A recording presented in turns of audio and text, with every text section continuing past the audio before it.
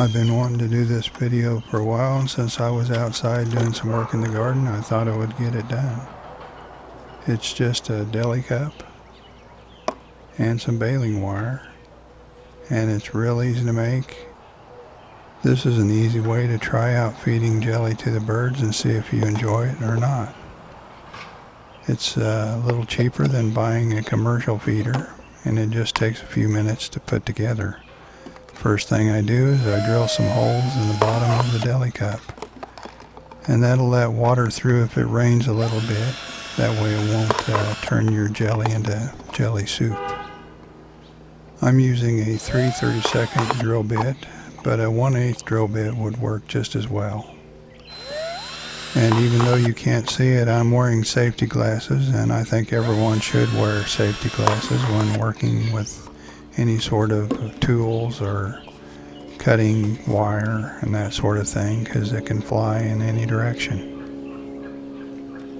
After I get the holes drilled, then it's time to use the baling wire, and I just take one end of it and wrap it around the deli cup and try to keep it up towards the top of the cup. And this cup is tapered, and I think a tapered container works much better.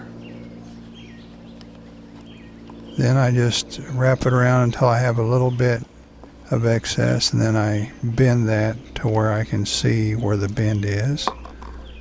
And then I take my pliers and exaggerate that bend, as you will see here.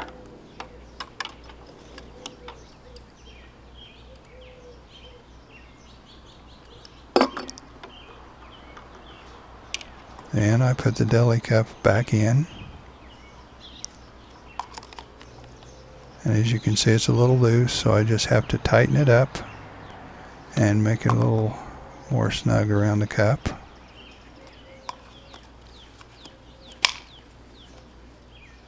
Then once I think it fits well, I simply wrap that loose end around the other part of the wire, as you see here.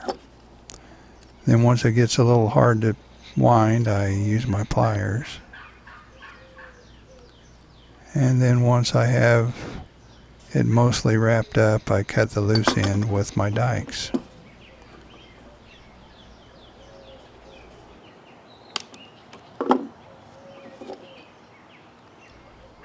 I didn't have a practice run on this, so my old toothless pliers didn't work too well for clamping that loose end down, so I fixed that later with my channel lock pliers.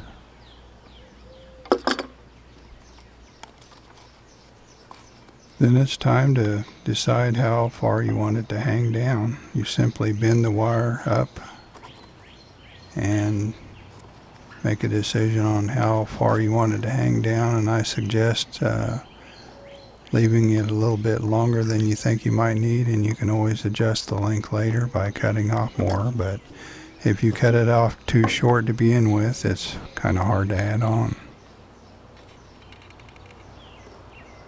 Then I just cut off the wire with my dikes, and then I bend over a little hook for it to hang on.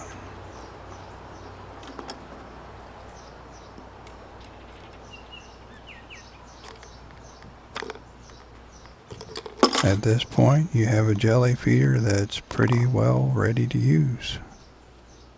You can change how it hangs and what angle the feeder is at by simply bending the wire.